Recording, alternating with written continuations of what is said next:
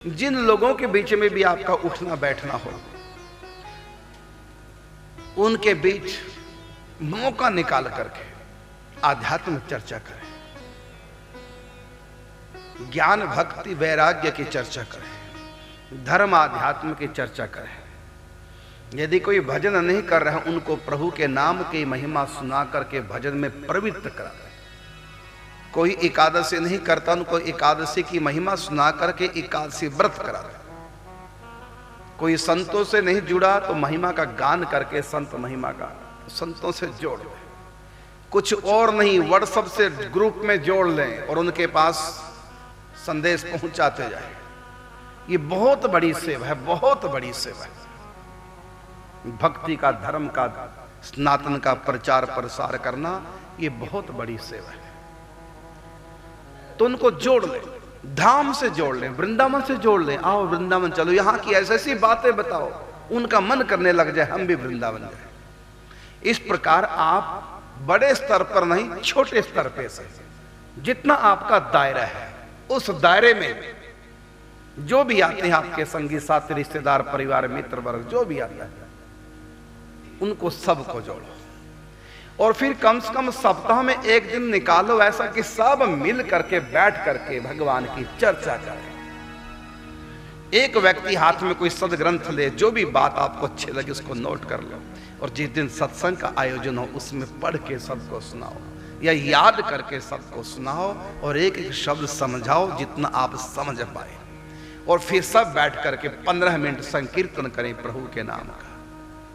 नाम में मेरा कोई आग्रह नहीं है कि यही नाम करें, जो भी नाम आपको प्रिय लगे, राम नाम, कृष्ण नाम, दुर्गा नाम, शिव नाम, हरि नाम, नारायण नाम, गोविंद नाम, महामंत्र, युगल मंत्र, कोई भी प्रभु का 15 मिनट एक धुन लगाओ, बस कीर्तन करो, प्रभु का चिंतन करते हुए।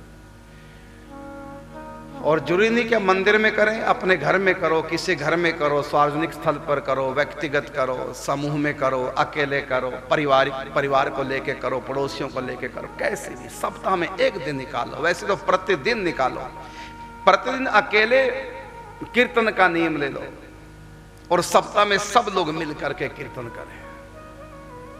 प्रचार करो जितना, अपना भी उद्धार। हरि को नाम जे जपे जपावे, नानक बिन श्रम मुक्ति पावे। स्मरंति स्मारयन्ति, स्मरण भी करो प्रभु को और दूसरों को भी याद कराओ। हमने किसी को भोजन वस्त्र दिया, ये उसकी सेवा है। किसी भी अभावग्रस्त व्यक्ति की अभाव की पूर्ति कर दी है, उसकी सेवा है। लेकिन यदि हमने उनको धार्मिक बना दिया, परमात्मा की तरफ लगा दिया, तो ये सेवा नहीं बल्कि ये परम सेवा है।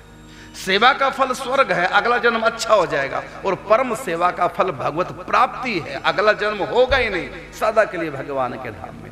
इसलिए आप दीन दुखियों की सेवा कीजिए, अभावग्रस्त लोगों की सेवा कीजिए, लेकिन इससे भी बढ़कर के आप साथ में परम सेवा भी कीजिए। उनको धर्म से जोड़िए, आध्यात्म से जोड़िए, राम कृष्ण दुर्गा शिव से जोड़िए। यदि कोई साकार नहीं मानता, निराकार मानता, निराकार से जोड़ो तो सही, जोड़ो, कैसे भी धार्मिक बनाओ।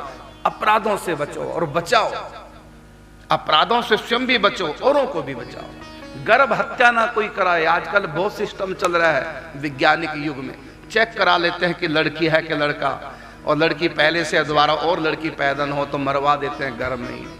तो उनको समझाओ कि बहुत बड़ा पाप है, बहुत बड़ा अपराध है। इस प्रकार स्वयं भी अपराधों से बचो, औरों को भी बचाओ। पराई स्त्री से बचो, स्त्रियां पर पुरुष से बचे, पर धन से बचो और बचाओ, पर चर्चा से बचो और बचाओ।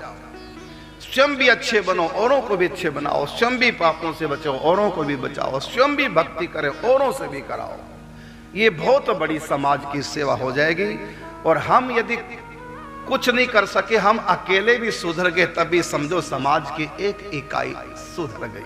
और एक से खरबूजे को देखकर जैसे खरबूजा रंग बदलता है, एक को देख करके दूसरा भी अपने उसमें जीवन में सुधार करता है।